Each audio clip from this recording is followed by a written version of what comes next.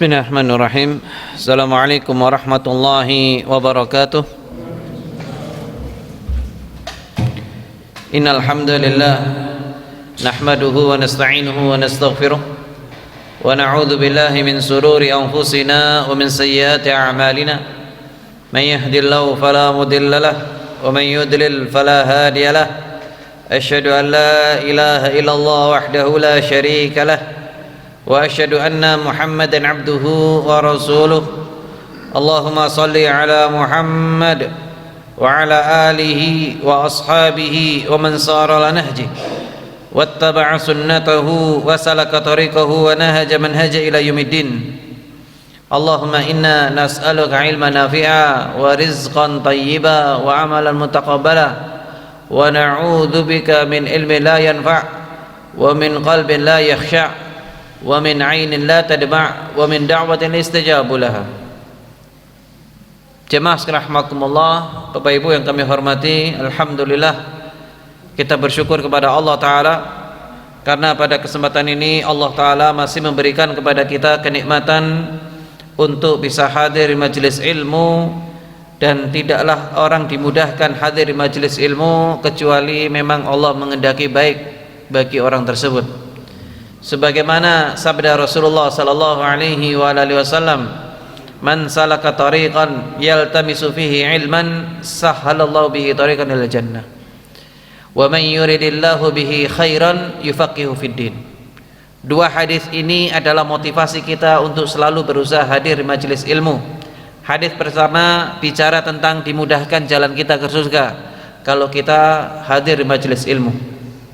Kemudian hadis yang kedua bicara tentang kalau Allah mengendaki baik kepada seseorang maka diberikan kemudahan paham tentang ilmu agama.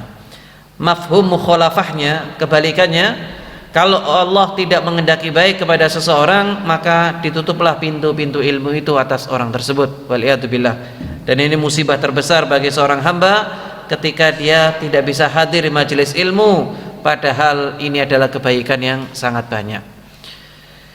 Jamaah rahimakumullah, insyaallah di kesempatan pagi hari ini dan seterusnya nanti kita akan masuk pembahasan kitab, dan mungkin agak padat sedikit karena memang kita mendalami dari setiap hadisnya nanti insyaallah, yaitu dari kitab Al-Jami' yang merupakan potongan daripada kitab Bulughul Maram yang ditulis oleh Al-Imam Al-Hafidz Ibnu Hajar Al-Asqalani. Jadi beliau rahimahullah itu penulis kitab Bulughul Maram. Bulughul Maram adalah salah satu di antara kitab yang mengumpulkan hadis-hadis Nabi dalam bidang fikih, dalam bidang hukum-hukum fikih. Mulai bab Thahara, kitab Thahara, sampai nanti yang paling akhir yaitu kitabul Jami'.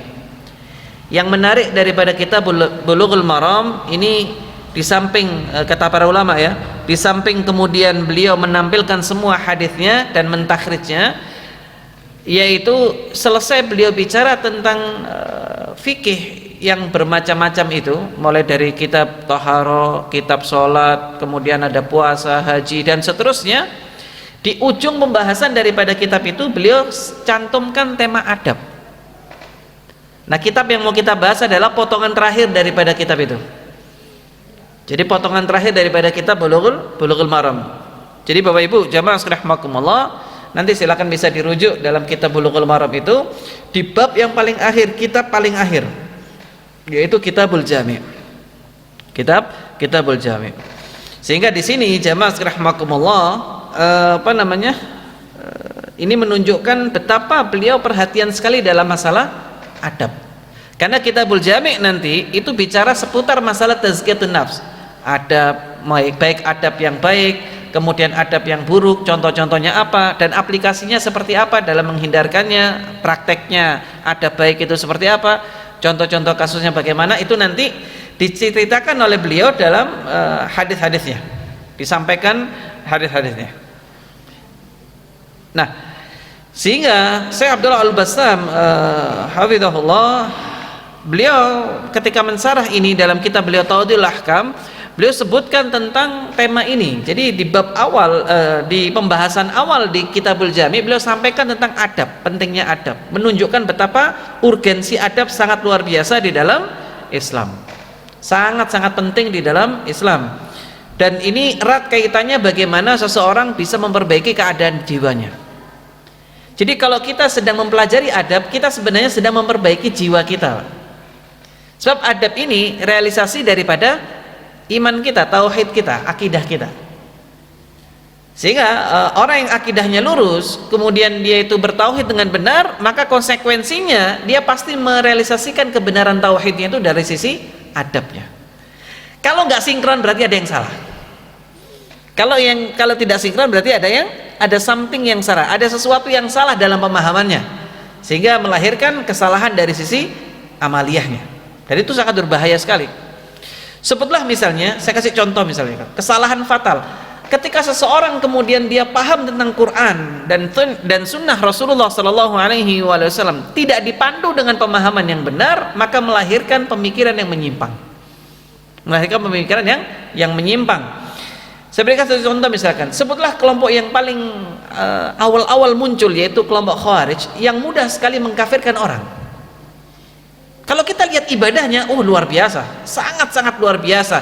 Tapi konsep tazkiyatun nafsnya salah fatal yang luar biasa. Dalam pemahamannya, prakteknya dalam memahami hukum-hukum Islam itu sangat luar biasa keluar daripada Islam. Sampai Rasul mengatakan tentang mereka ini keluar dari agama sebagaimana anak panah melesat daripada busurnya.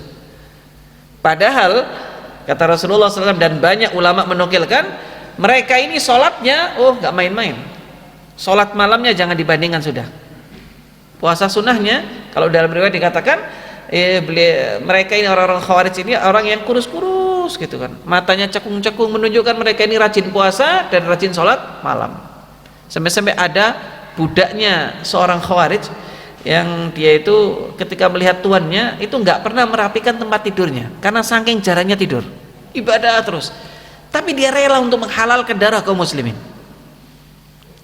Ini yang dikatakan ketika orang tidak sinkron pemahaman akidahnya dengan realisasi adab dan akhlaknya dalam kehidupannya. Dan itu sangat berbahaya, jamaah sekalian rahimakumullah, melahirkan pribadi yang kaku, keras dan keras kepala, dan lebih buruk lagi ini akan melahirkan sifat-sifat yang sangat tercela, sifat-sifat yang melahirkan akan merusak daripada pemahaman yang benar tentang Islam yang indah ini.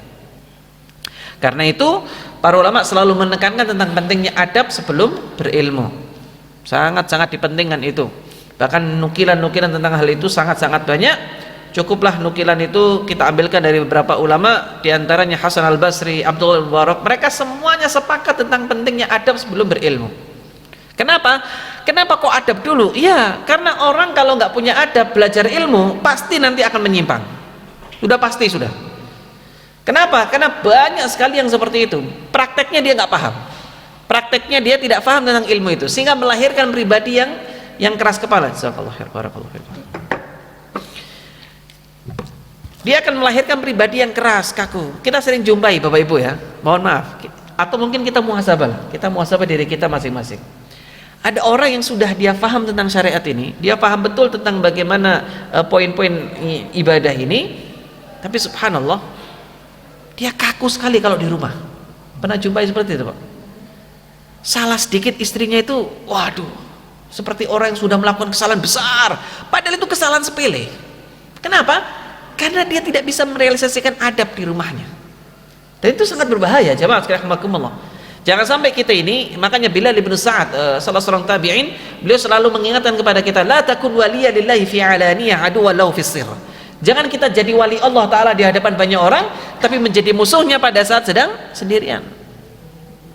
Ini yang disebutkan oleh para ulama, yaitu khusyuknya orang-orang munafik, khusyukun nifaq, khusyuknya orang munafik. Kalau di depan banyak orang, masya Allah lembutnya, tata katanya dan lain sebagainya, tapi begitu sampai rumah dia kasar sama pasangannya, dia kasar sama putra putrinya. Terus kalau seperti itu untuk apa, jamaah sekalian rahimakumullah? Padahal praktek daripada imaniyah yang benar itu adalah adab kita dan akhlak kita. Ini salah satu contohnya, sehingga sangat ditekankan, beliau sangat menekankan tentang hal ini, bahwa sungguh tema-tema adab ini adalah tema dalam rangka memperbaiki jiwa seseorang. Jadi kita ingin memperbaiki jiwa kita.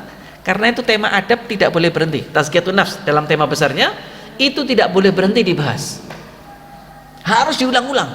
Besok belajar ikhlas, maka nanti kalau sudah selesai tema ikhlas, belajar lagi tentang ikhlas, belajar lagi tentang ikhlas. Kenapa? Karena saking sulitnya ikhlas itu. Sampai ada ulama salaf mengatakan begini, aku ingin setiap hari ada orang yang membahas tema ikhlas. Jadi pengajiannya ba'da subuh, Senin ba'da subuh itu ikhlas, Selasa ba'da subuh ikhlas lagi, Rabu ba'da subuh ikhlas lagi, terus seperti itu. Kenapa? Karena saking sulitnya ikhlas. Padahal yang ngomong ini ulama, yang ngomong ini bukan seorang dai yang ulama besar Pak. Karena saking sulitnya mempraktekkan itu. Ini bagi orang yang jujur Pak. Tapi kalau orang yang merasa bersih, ya sudah nggak butuh, bosan ini, bikin ngantuk. Begitu. Ini jamaah rahimakumullah. Sehingga ini yang kemudian perlu kami sampaikan, dan Rasulullah adalah contoh akhlak yang paling baik. Bahkan Syekh Abdullah Al-Bassan mengatakan bahwa sesungguhnya ketika Rasul ditanya tentang dijelaskan tentang tentang bagaimana akhlak Nabi, wa innaka la'ala khuluqin adzim, sesungguhnya kamu ini benar-benar memiliki budi pekerti yang baik. Sehingga ukuran dikatakan benar dan salah itu bukan selain Nabi, tapi Rasul Shallallahu Alaihi Wasallam. Ukuran yang paling baik, pakem yang paling baik dalam praktek akhlak dan adab itu Nabi. Karena nanti ada orang yang mengatasnamakan orang lain, lalu kemudian membenturkan ucapan Nabi dengan ucapan orang tersebut. Maka apa yang terjadi? Yang terjadi adalah kesalahan. Nabi ini adalah utusan Allah Ta'ala, dijaga, dibelah dadanya, dibersihkan dadanya daripada semua benih-benih kebencian, semua benih-benih daripada kemunafikan, semuanya dibersihkan sudah 2 kali. Riwayat yang masyhur. Nah, jamaah sekalian rahimakumullah. Inilah yang menunjukkan betapa pentingnya perkara ini. Taib. Itu sekedar muqaddimah. Kemudian yang kedua, jamaah sekalian rahimakumullah, saya ingin cerita sedikit tentang siapa Al-Hafidz Ibnu Hajar Al-Asqalani. Beliau rahimahullah adalah sosok ulama yang sangat produktif. Beliau ini lahir pada tanggal 12 Sya'ban tahun 773 Hijriah dan meninggal 28 Dzulhijjah 852 Hijriah. Beliau Al-Hafidz Ibnu Hajar ini adalah sosok yang hidup dan berkembang di tengah semangat kaum muslimin dan pemerintahannya saat itu demikian cinta dengan ilmu, sehingga beliau didukung dengan situasi dan kondisi saat itu, sehingga beliau memang sejak kecil sangat cinta dengan ilmu. Masya Allah ya, jamaahnya luar biasa, dapat minuman, Masya Allah. Ini kalau takmir sudah berusaha seperti ini, panjenengan tidak serius, waduh, zolim sama takmir. Takmirnya sudah nyediain, luar biasa, Masya Allah. Barakallahu fikum. Semoga Allah memuliakan yang bertugas semuanya. Baik, saya lanjutkan jamaah sekalian rahimakumullah. Itu yang terjadi. Jadi pada masa beliau lahir itu didukung oleh situasi dan kondisi di mana masyarakatnya dan pemerintahannya sangat cinta dengan ilmu, sehingga ulama saat itu sangat produktif, banyak tulisan-tulisannya. Beliau itu bermadhab Syafi'i dan beliau tidak fanatik kepada madhab tersebut. Beliau bernama ya, jadi gelar beliau atau nama lengkap beliau, gelar beliau adalah Abul Fadl. Nama beliau adalah Abul Hasan Ali dan lebih dikenal dengan Ibnu Hajar Nuruddin Asy-Syafi'i. Guru-guru beliau sangat banyak. Beliau lahir pada tanggal 12 Sya'ban 773 Hijriah, yang mana pada saat itu jamaah rahimakumullah situasi memang mendukung untuk pembelajaran. Miliunya keilmuan itu sangat kuat saat itu. Sifat-sifat beliau, tubuh beliau tidak begitu tinggi dan tidak begitu pendek, kulit beliau bersih, wajah beliau itu sangat berwibawa, kemudian wajahnya senantiasa berseri-seri. Ini bentuk fisik beliau diceritakan oleh para ulama, dan punya semangat yang tinggi dalam belajar.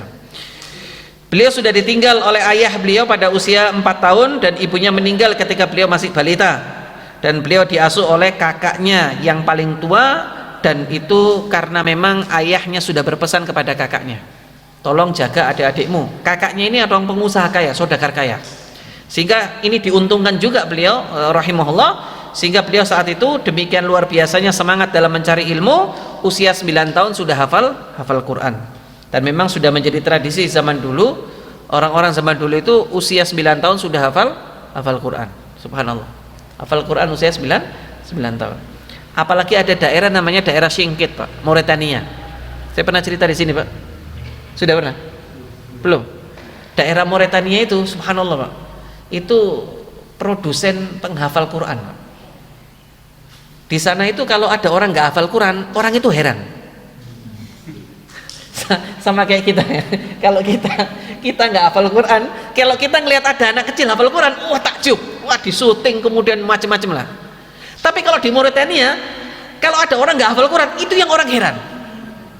Saya cerita sedikit ya tentang Mauritania ini. Ini motivasi Pak. Mohon maaf, motivasi. Ini supaya kita punya motivasi. Kalau kita memang nggak hafal 30 juz, setidaknya anak kita punya target lah, harus di atas kita. Itu penting. Diceritakan di dalam sejarah, terutama yang bicara tentang masalah negeri Mauritania ini, ada sampai-sampai di sana itu orang yang nggak hafal Quran itu dijadikan sebagai percontohan yang tidak baik. Sehingga kalau ada seorang penggembala kambing, singkat saya penggembala kambing atau penggembala sapi, dia ini nggak hafal Quran, Pak. Ya karena memang pekerjaan dia penggembala kambing, sapi. Seorang ibu itu pernah marah sama anaknya. Ketika anaknya disuruh datang ke Kutab itu tempat TPQ kita lah. Kalau kita nyebutnya TPQ zaman dulu Kutab namanya. Di mana isinya anak-anak kecil belum usia di bawah 10 tahun, mereka diakrabkan dengan Quran sampai mereka hafal Quran sebelum usia 10 tahun. Nah, ketika ada anak tidak mau ngaji di Kutab, kalau kita nggak mau ngaji ke TPQ, itu ibunya marah. Marahnya bagaimana? Kamu itu ingin jadi si fulan itu ya, penggembala sapi yang nggak hafal Quran itu. Ketika si ibu ini marah, orang itu lewat, Pak, dengan gembalaannya. Ya Allah, saya jadi contoh perjelekan seperti ini. Nelongso kalau bahasa kita. Nelongso, Pak. Tahu apa yang dilakukan, Pak? Akhirnya apa? Dia sambat kepada seorang guru yang ada di Kutab. Wahai Syekh, saya ini pengen hafal Quran, tapi pekerjaan saya begini. Kata Syekhnya, hafal Quran itu harus menyediakan waktu. Kalau Anda tidak punya waktu khusus untuk menghafalnya, tidak bisa.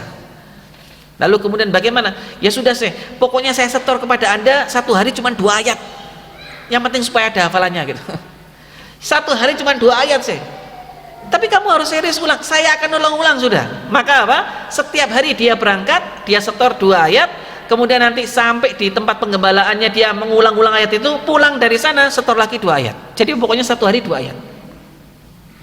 Tahu apa yang terjadi, Pak?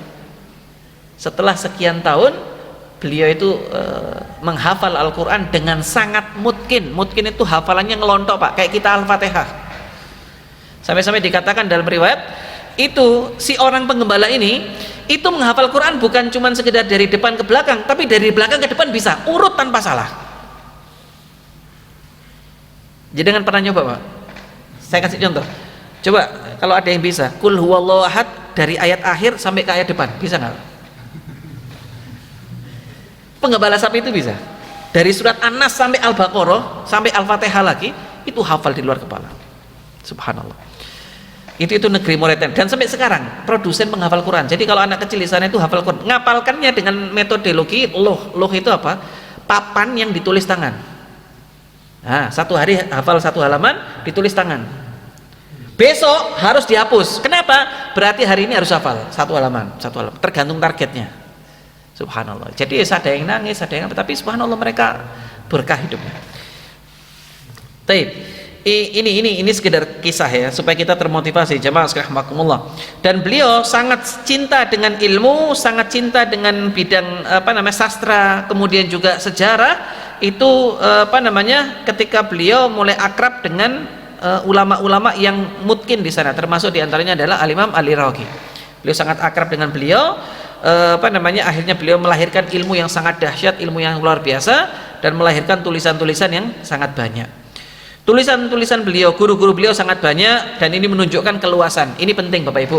Mohon maaf, kalau kita ngaji dengan guru yang banyak dan berilmu ya, bukan banyak tapi nggak punya ilmu, nggak ada isinya, tapi berilmu, insya Allah kita itu punya pemahaman yang sangat luas selama guru kita itu berilmu. Maka pentingnya kita punya banyak guru itu di situ, supaya lapang dada kita, supaya ilmu kita luas dan pemahaman kita tidak cupu, Pak. Cupu itu apa? Sedikit. Karena kalau orang belajar di satu orang saja mentek tok, nanti ketemu dengan pendapat yang lain mesti kaget. Dan itu berbahaya. Waduh, kok pendapatnya ini kok nyeleneh. Loh, Anda nyeleneh karena Anda nggak pernah baca kitabnya. Kalau Anda baca kitab nggak kaget. Dan memang ini berjalan seiring dengan berjalan waktu. Mungkin kita masih dulu masih kecil, masih fokus. Tapi kalau sudah mulai belajar dengan sekian banyak guru, kita nanti akan tahu betapa luasnya ilmu ini, dan kita akan semakin tawadhu. Dan kita malu untuk kemudian menyombongkan diri di hadapan orang lain. Itulah mungkin ringkas tentang biografi beliau, dan tulisan-tulisan beliau sangat banyak, karya-karya beliau sangat banyak, yang mana kita tahu karya beliau yang sangat masyhur yaitu Fathul Bari, sarah daripada kitab Sahih Bukhari. Ada 15 jilid tergantung cetakannya. Ada yang 3 jilid cetakannya, ada yang 15 jilid, wallahu alam. Yang jelas kitab itu ditulis dengan waktu yang cukup lama. Ada yang mengatakan 14 tahun, ada yang mengatakan lebih daripada itu. Wallahu taala alam. Itulah ringkas tentang Al-Hafidz Ibnu Hajar, dan kita masuk kitabnya sekarang, yaitu kitab yang pertama, pembahasan tentang adab-adab yang kesopanan. Adab-adab tentang kesopanan. Bab pertama. Hadis yang pertama, qala Syekhul Musannif, penulis kitab ini mengatakan dari Abu Hurairah radhiyallahu taala anhu, dia berkata, Rasulullah sallallahu alaihi wasallam bersabda, haqqul muslim 'alal muslim sittun, idza laqitahu fasallim alaihi, wa idza da'aka faajibhu, wa idza stansahaka fansahhu, wa idza atasha fahamidallah fasammidhu, wa idza marida fa'udhu, wa idza mata fatba'hu. Hadis riwayat Imam Bukhari. Hak muslim atas muslim yang lainnya itu ada 6. Saya bacakan terjemahnya, nanti kita bahas insyaallah. Yang pertama, bila engkau berjumpa dengannya, ucapkanlah salam untuknya. Bila dia mengundangmu, maka penuhilah undangannya. Bila dia meminta nasihat kepadamu, maka berilah nasihat. Bila dia bersin dan mengucapkan alhamdulillah, maka bacakanlah untuknya yarhamkumullah. Bila dia sakit, jenguklah, dan dia meninggal, antarkanlah jenazahnya. Hadis ini riwayat Imam Muslim. Jamaah sekalian rahimakumullah, hadis ini ada begitu banyak faedah. Pertama, hakul muslim alal muslim, berarti hak setiap muslim ada yang harus dipenuhi, Pak. Kita punya kewajiban kepada saudara kita sama muslim, wajib dipenuhi. Ada banyak sebetulnya, ada banyak. Di antaranya seperti hadis ini, yaitu ada 6. Sebetulnya tidak cuma 6. Kalau kita lihat dalam kitab Al-Mawsu'atul Adab, itu lebih daripada hampir 30. Itu yang dikumpulkan oleh beliau. Dan mungkin ada yang lebih daripada itu yang harus kita ketahui. Hak seorang muslim atas muslim lainnya. Hak persaudaraan saja itu ada lebih daripada 20. Hak persaudaraan tentang saudara ukhuwah Islamiyah itu ada haknya yang harus kita penuhi dari saudara kita. Salah satunya adalah hadis ini. Ada 6 yang disebutkan di sini. Karena itu jamaah rahimakumullah, Bapak Ibu yang kami hormati, penting kita tahu jumlah 6 ini bukan pembatasan. Berarti cuma 6 Ustaz. Enggak. Yang di hadis ini ada 6. Tapi kalau kita kumpulkan hadis lain, ada hak saudara muslim yang harus kita jaga.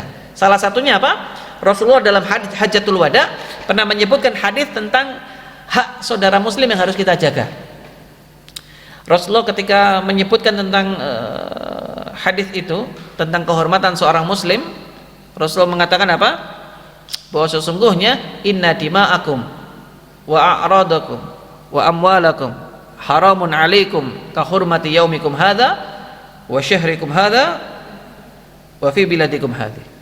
Jadi kata beliau, sesungguhnya kehormatan kalian, darah-darah inna dima'akum wa amwalakum wa a'radakum, sesungguhnya darah-darah kalian tidak boleh ditumpahkan. Itu haknya saudara muslim, enggak boleh kita bunuh orang, haram hukumnya. Kemudian juga harta-hartanya nggak boleh dicuri, ini haknya juga yang nggak ada di dalam hadis ini. Kemudian juga kehormatannya tidak boleh dilecehkan. Ini haknya juga. Yang di hadis ini tidak ada. Jadi 6 di sini bukan pembatasan, tapi kebetulan yang di hadis ini ada 6 disebutkan. Taib. Ini yang pertama. Kemudian juga jamaah rahimakumullah, di dalam hadis ini ada begitu banyak faedah-faedah yang bisa kita ambil. Pentingnya kita menjaga ukhuwah Islamiyah, menjaga persaudaraan sama muslim secara umum dan nanti secara khusus prakteknya dalam hadis ini. Yang pertama disebutkan oleh Rasulullah sallallahu alaihi wasallam, "Idza laqitahu fasallim alaihi." Kalau ketemu hendaknya mengucapkan salam. Rasul mengatakan apa? Hakul muslim ala muslim. Berarti apa? Selama orang itu muslim, ucapan salam tetap harus disampaikan. Tidak boleh dibenturkan dengan ucapan siapapun. Loh Ustaz, tapi kan dia itu peminum khamar. Muslim nggak dia?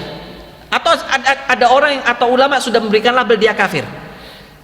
Kalau dia muslim, maka tetap harus dikasih salam. Meskipun dia peminum khamar, meskipun dia pezina, meskipun dia masih tergelincir dalam perkara dosa maksiat, tetap.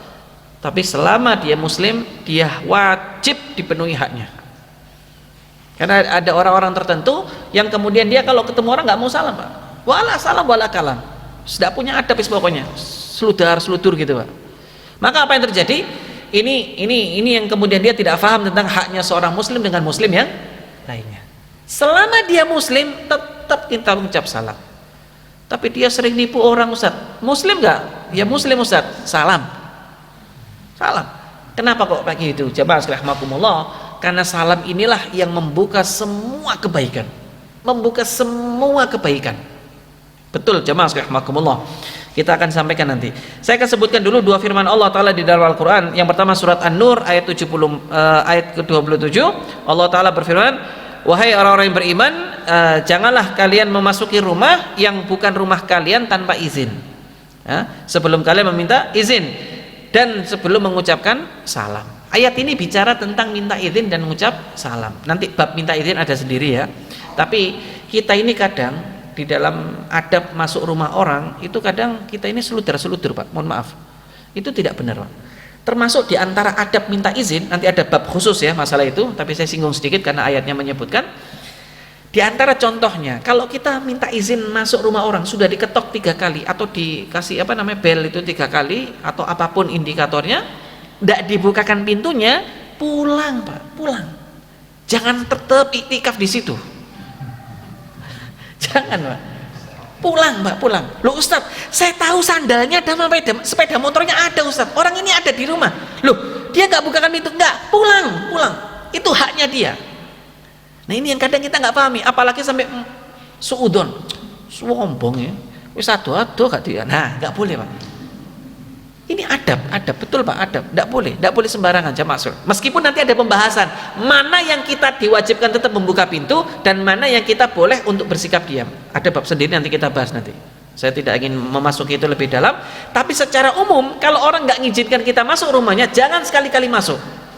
Bahkan kalau sudah dibuka, cara ngetoknya itu dibahas di dalam Islam. Nggak boleh menghadap pintu.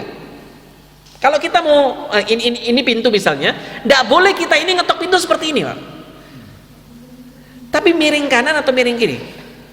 Kenapa? Supaya kita tidak melihat secara langsung kalau pintu dibuka ke dalam rumahnya. Subhanallah. Ini menjaga kehormatan orang di dalam rumah. Insya Allah kita akan uraikan itu. Tapi yang mau ada pembahasan dalam ayat ini, jamaah rahimakumullah, yaitu memberi salam. Assalamualaikum. Masuk rumah itu memberikan salam. Ayat yang lain surat An-Nur ayat 61, maka apabila memasuki rumah dan rumah-rumah ini hendaknya kalian memberikan salam kepada penghuninya yang kepada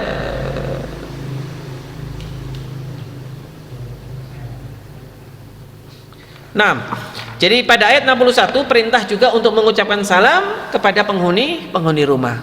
Penghuni rumah. Ini dan cara jawabnya itu yang lebih. Jadi kalau ada orang ucap salam assalamualaikum, kita jawab waalaikumsalam warahmatullahi wabarakatuh. Nah itu diantaranya. Jika ini pentingnya mengucapkan salam, jamaah rahimakumullah. Termasuk kalau rumah kita itu atau ketemu dengan saudara kita itu ada mekanismenya, Pak. Ada mekanismenya. Siapa yang mengucap salam dulu? Tapi berkaitan dengan salam secara umum, ketika masuk rumah atau ketika ketemu dengan saudara kita sama muslim, ini ada berapa faedah? Ada berapa faedah? Ketika kita mengucap salam, itu banyak kebaikan yang bisa kita lakukan di situ. Termasuk meskipun rumah kita, ini rumah dulu ya, rumah kita meskipun nggak ada penghuninya, tetap mengucap salam. Ditambahkan dengan kalimat apa? Kalau rumah kita ditambahkan apa?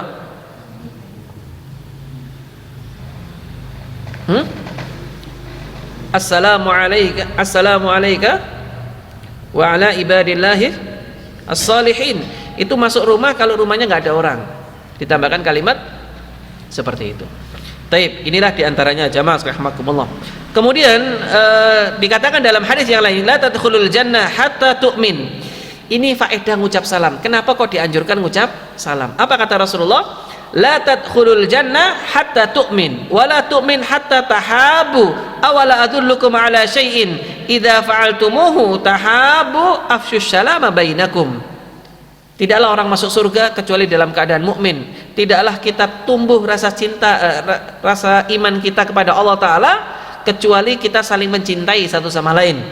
Maukah kalian aku beritahukan satu amalan yang kalau kalian praktekkan Allah akan berikan rasa cinta di antara kalian? Ashfus salama bainakum. Sebarkanlah salam di antara kalian. Sehingga kalau orang lagi ribut, Pak, mohon maaf, lagi ribut, Rasul mengatakan tidak boleh orang tadabaru itu apa? Saling membelakangi. Tidak boleh orang saling membelakangi, tidak boleh orang tidak saling tegur melebihi daripada tiga hari. Nanti ada ukurannya ya, ada pembahasannya. 3 hari, Pak. Lebih dari 3 hari, salah satunya harus mengucap salam sebagai bentuk berakhirnya gak sopo-sopoan. Jadi kalau kita ribut sama orang, itu mentok di angka 3 hari, Pak. Lebih kita lakukan 3 hari, kita nanggung dosa itu. Apalagi sengaja menimbulkan kebencian kepada saudara kita sama muslim. Tidak boleh, Pak, tidak boleh. Wis mari, tidak boleh. Kita simpan di dalam dada kita sampai borokan, tidak boleh. Kan ada orang menyimpan kebencian sampai busuk hatinya, Pak, sampai welek, subhanallah. Pokoknya gak kati ketemu maneh mbek awakmu. La haula wala quwata. Wis tah. Kita ini banyak dosa, Bapak Ibu. Jamaah, udahlah, jangan berlebihan dalam menyikapi kesalahan. Kadang kita ini selalu menyimpan kesalahan orang tapi lupa kita ini banyak dosa yang juga ingin dimaafkan sama Allah. Ya apa tidak, Pak? Sudahlah, maafkan kesalahan yang orang. Alah, pernah dulu dia nggak nyopo saya karena mungkin saya punya salah, karena dulu punya, wis plong dah. Selama dia sudah baik, ketemu kita ngucap salam, selesai sudah, wis. Guyon lagi sama dia, bercanda lagi sama dia. Oh, jadi simpan dalam hati. Maka nanti kita rugi sendiri, Pak. Menyimpan kebusukan dalam hati itu rugi sendiri. Sehingga caranya bagaimana? Asfus salama bainakum, sebarkan salam di antara kalian. Allah Ta'ala telah menjadikan penghormatan yang terbaik ini sebagai bentuk menumbuhkan cinta kasih sayang di antara kita. Assalamualaikum warahmatullahi wabarakatuh. Kemudian Al-Mawardi dalam Al-Iqna, ya, dalam kitab Al-Iqna, beliau menyebutkan, kata Imam Mawardi, bagaimana teknis ucap salam. Yang pertama disebutkan oleh beliau, bagi orang yang sendirian memulai salam hukumnya sunnah. Kalau dia sendirian hukumnya sunnah. Bagi orang yang berada di tengah-tengah rombongan hukumnya adalah fardu kifayah. Fardu kifayah. Jadi mengucap salam kepada orang yang misalkan gini. Bagi orang yang berada di tengah-tengah rombongan misalnya, maka hukumnya adalah sunnah kifayah. Kok fardu kifayah? Sunnah kifayah. Jadi hukumnya adalah sunnah. Memang yang dikatakan dalam hadis yang wajib itu jawab salam. Tapi mengucap salam ini sunnah yang jangan sampai ditinggal. Assalamualaikum, memang sunnah. Memang sunnah. Ini kata Al-Imam Al-Mawardi. Jika seseorang telah mengucapkan salam kepada saudaranya dan tidak lama kemudian dia kembali menjumpainya, maka tetap disunahkan baginya untuk memberikan salam. Nah, ini yang sering kita nggak praktekkan, Pak. Jadi kalau kita ketemu orang ya, misalkan ketemu assalamualaikum, misalkan, terus keluar sebentar, terus masuk lagi, perlu mengucap salam lagi apa enggak? Yang afdol itu perlu, Pak. Bolak-balik tidak apa-apa. Iya betul, barakallahu fikum, betul itu. Bisa 2 kali, 3 kali atau bahkan lebih, kata Imam Mawardi dalam Al-Iqna. Jadi boleh berkali-kali. Loh Ustaz, kan bola-balik ucap, enggak apa-apa. Oh, ini sunnah kok, pahala besar ini. Eman kalau kita, cuman memang masyarakat kita belum terbiasa. Dia tidak dianjurkan meninggalkan salam meskipun yakin bahwa saudaranya yang diberi salam tidak menjawab salamnya.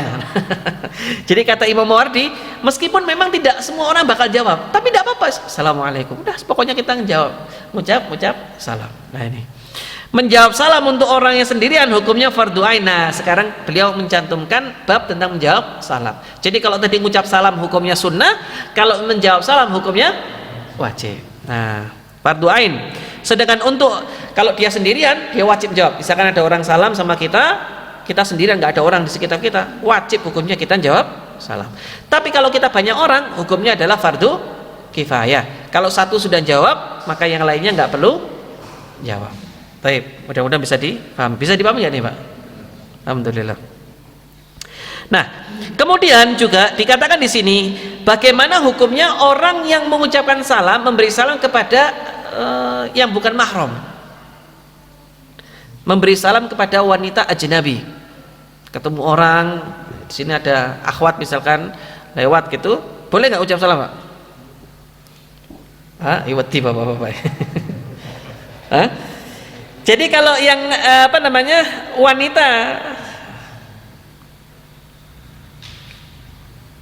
wanita yang halal untuk dinikahi atau bukan mahram ajnabi, maka hukumnya para ulama mengatakan makruh mengucap salam kepada mereka.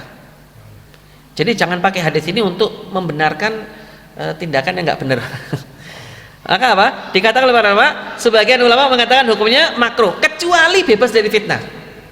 Kecuali bebas dari fitnah.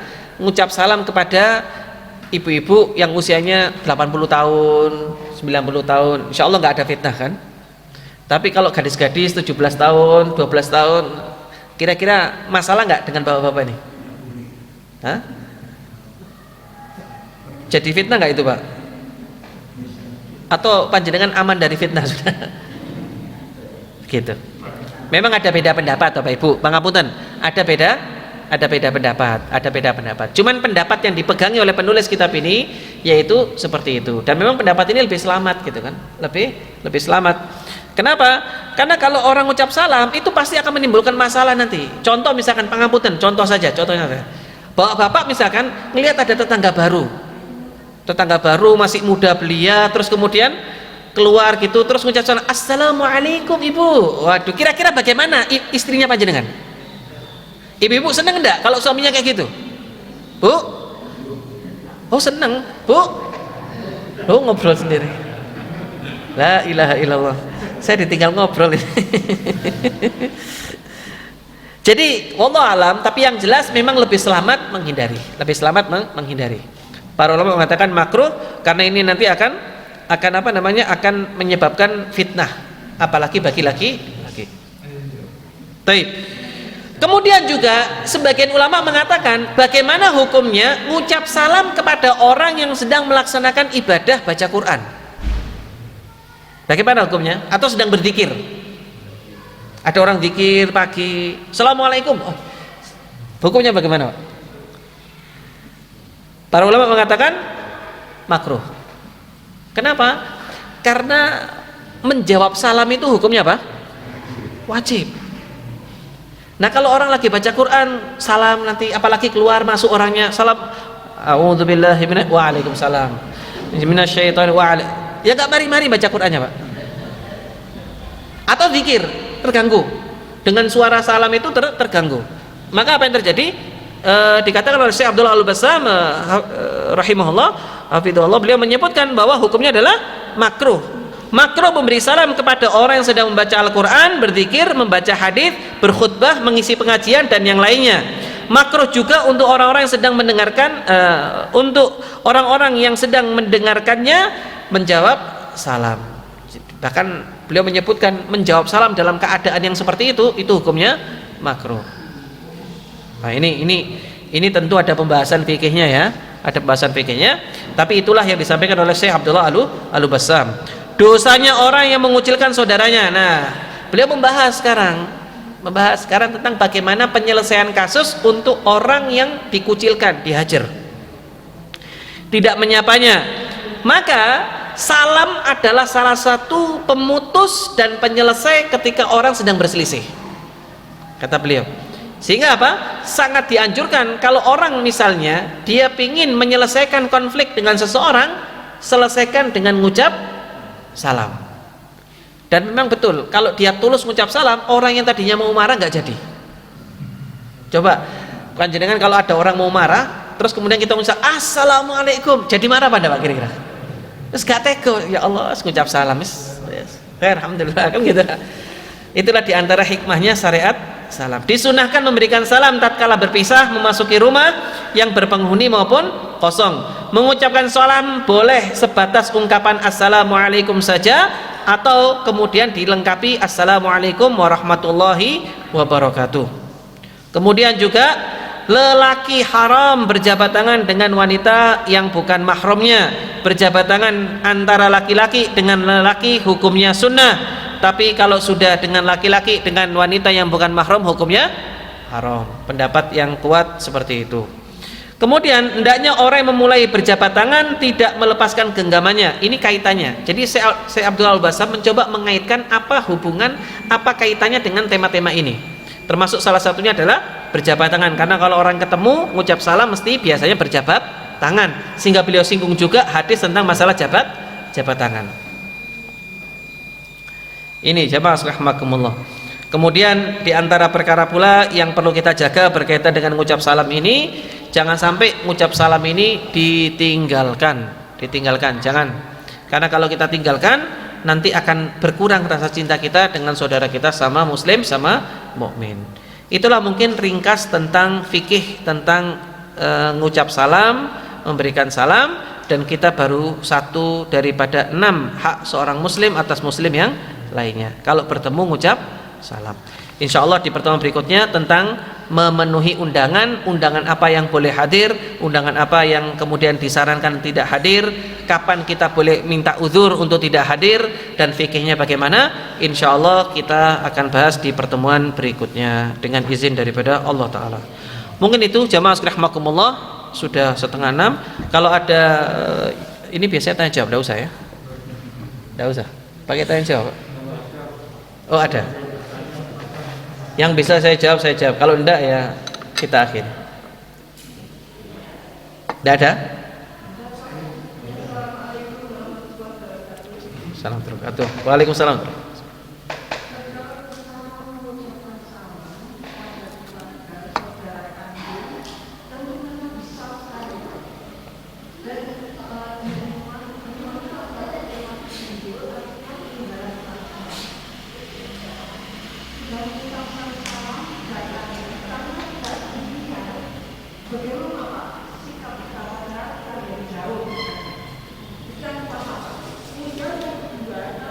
Sebentar Ibu, sebentar, satu dulu. Tadi tidak mengucapkan salam di rumah. Ya.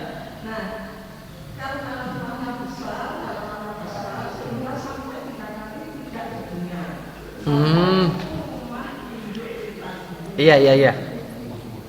Pas mudik ini berarti.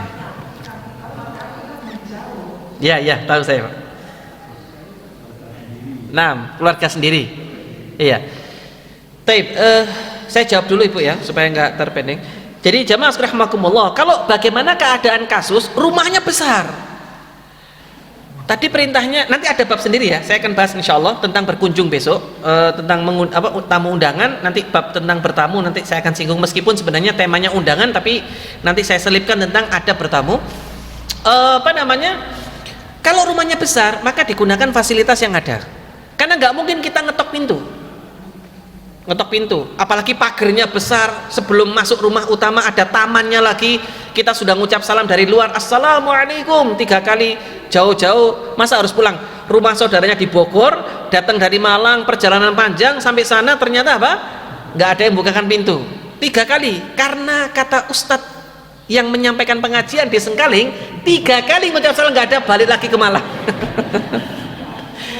Nah, jadi Bapak Ibu jamaah rahimakumullah, sekali lagi ini memang masalah fikih, sehingga kita harus pahami dengan cerdas. Yang saya maksudkan tadi, yang kita maksudkan dan penulis maksudkan, itu kalau keadaannya normal, seperti rumah pada umumnya. Tapi kalau untuk kasus yang ditanyakan tadi, rumahnya besar, apalagi ada tamannya, kalau cuma ngucap salam saja, jangankan masuk rumah, suara sampai ke rumahnya aja belum tentu. Maka gunakan fasilitas yang lain, bisa ditelepon dulu keluarganya, atau menggunakan belnya, atau bagaimana. Jadi untuk kasus semacam itu bisa menggunakan media-media yang sangat membantu, yang sekarang sudah gampang didapatkan. Jadi begitu Ibu, insya Allah tidak ada masalah. Meskipun mengucap salam lebih dari 3 kali, nggak harus pulang, telepon saja saudaranya, ini ada di rumah apa tidak gitu. Saya yakin kalau zaman sekarang tidak ada kesulitan untuk yang seperti itu. Wallahu ta'ala a'lam. Barakallahu fikum.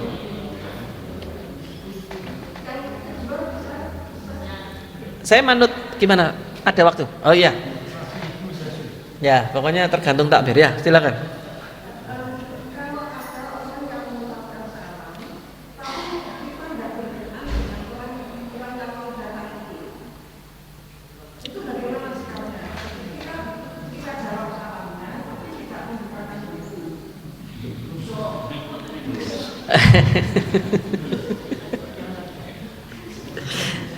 Baik, jamaah sekalian rahimakumullah, barakallahu fik.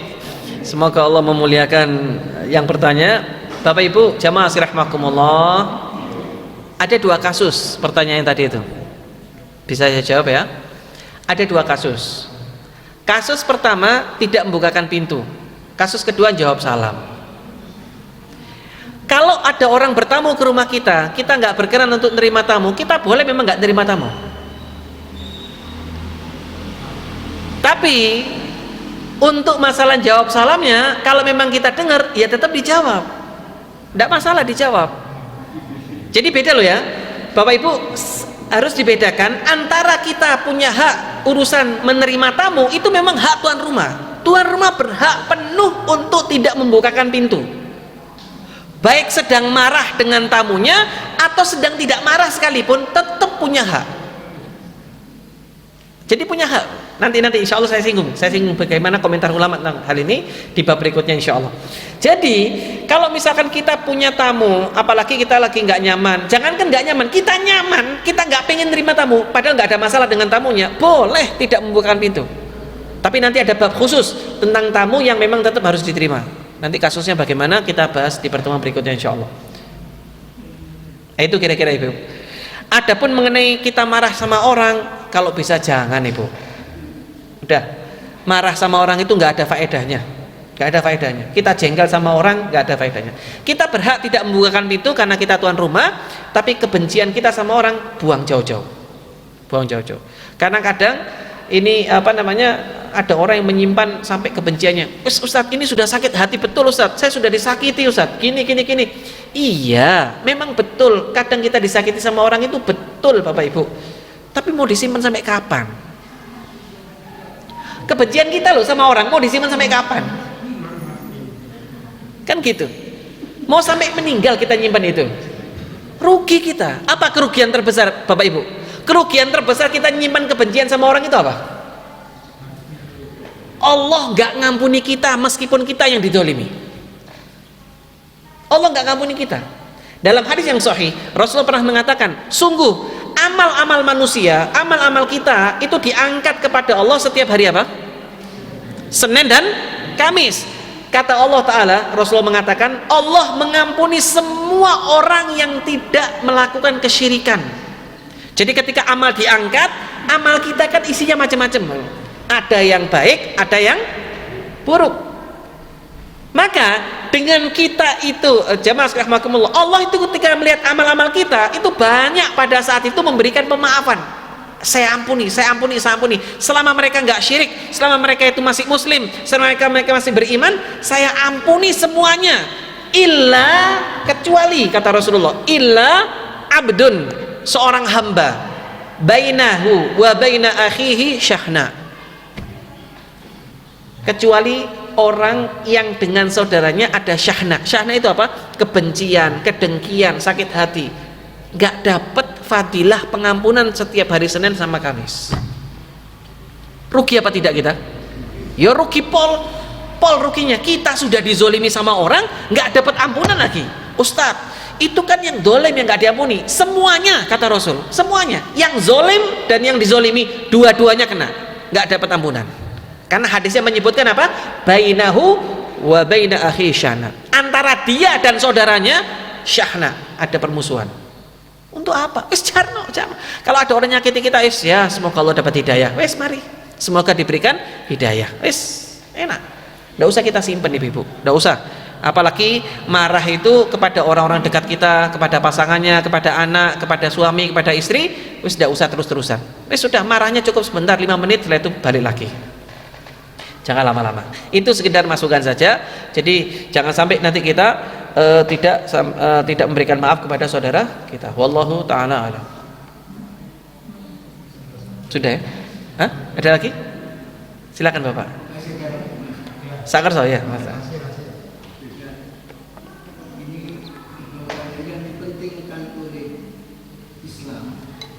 Teknis salam apa substansi salam, tapi ini pernah terjadi polemik ya. Itu kami dulu ketika sidang MPR ada ngomong pada Gus Dur, saya ingin salam sebetulnya seperti lazimnya adalah samping salam, tapi gak pede. Bu, kalau gak pasang tapi ini akhirnya harus biasaan ngomong. Akhirnya selamat pagi boleh dengan boleh, sehingga untuk Gus Dur akan mengganti salam dengan daripada itu sebetulnya konteksnya seperti itu. Jadi saya ini kan sebab itu bisa menimbulkan fanatisme teknis atau substansi. Terima kasih. Nah, barakallahu fikum. Islam ini mudah Bapak Ibu. Islam ini gampang. Yang bikin sulit itu kadang masyarakatnya, umatnya. Sederhana. Rasul perintahkan assalamualaikum yang paling pendek, atau assalamualaikum warahmatullahi itu lebih panjang dikit, atau yang lengkap assalamualaikum warahmatullahi wabarakatuh. Sederhana, simple. Jadi kalau kita diskusi tentang substansi dan kemudian teknisnya, nanti kita capek sendiri. Kalau saya sederhana saja, mengucap salam. Ustadz, saya ingin ucap selamat pagi. Tidak ada satupun salam yang lebih indah dan lebih bagus seperti ucapan assalamualaikum warahmatullahi wabarakatuh. Kenapa kok kita katakan begini? Satu, karena hadis Nabi. Yang kedua, praktek Nabi. Ketika Rasulullah SAW didatangi oleh seorang sahabat yang saat itu masih dalam keadaan non muslim, dalam keadaan musyrik, datang sahabat ini, dia mengucapkan kebiasaan salam orang jahiliyah. Lalu kemudian yang maknanya baik, kalau bahasa kita itu ya kayak selamat pagi lah, maknanya baik. Rasul mengatakan apa? Ucapan salam kami itu sudah diganti dengan yang lebih baik, kata Nabi. Ucapan salam kami sudah diganti dengan yang lebih baik, assalamualaikum. Apa jawaban orang ini? Wahai Muhammad, engkau belum lama meninggalkannya. Maksudnya apa? Rasul diutus kan belum lama gitu kan. Sebelumnya Anda akrab dengan ucapan salam ini gitu. Apa kata Rasulullah? Allah mengganti ucapan salam lebih baik daripada yang kamu ucapkan tadi. Dibaleni sama Nabi. Maka jawaban saya berusaha niru Rasulullah SAW. Tidak ada yang lebih baik daripada ucapan assalamualaikum warahmatullahi wabarakatuh. Perkara setelah itu nanti panjenengan selamat pagi, ya itu teknis, itu masalah yang enggak ada. Yang penting jamaah rahimakumullah, kita jangan lupa assalamualaikum. Tidak ada yang bisa nanding itu. Versi Islam ya, dalam agama Islam. Kalau agama lain punya salam sendiri, ya itu silahkan. Kita nggak mungkin paksakan apa yang kita yakini. Tapi kalau saya pribadi, saya kembali kepada hadis Nabi. Ucapan salam terbaik itu adalah assalamualaikum warahmatullahi wabarakatuh. Mungkin itu. Mudah-mudahan jelas Bapak. Barakallahu fikum. Baik, mungkin itu ya sementara kita cukupkan karena mungkin ada yang banyak aktivitas. Semoga Allah Ta'ala memudahkan kita mengamalkan apa yang kita pelajari hari ini. Kita dimudahkan untuk kemudian kita istiqomah di atas Islam dan Sunnah, dan Allah tutup usia kita dalam keadaan husnul khatimah insyaallah. Subhanakallahumma bihamdika asyhadu an la ilaha illa anta astaghfiruka wa atubu ilaik. Assalamualaikum warahmatullahi wabarakatuh.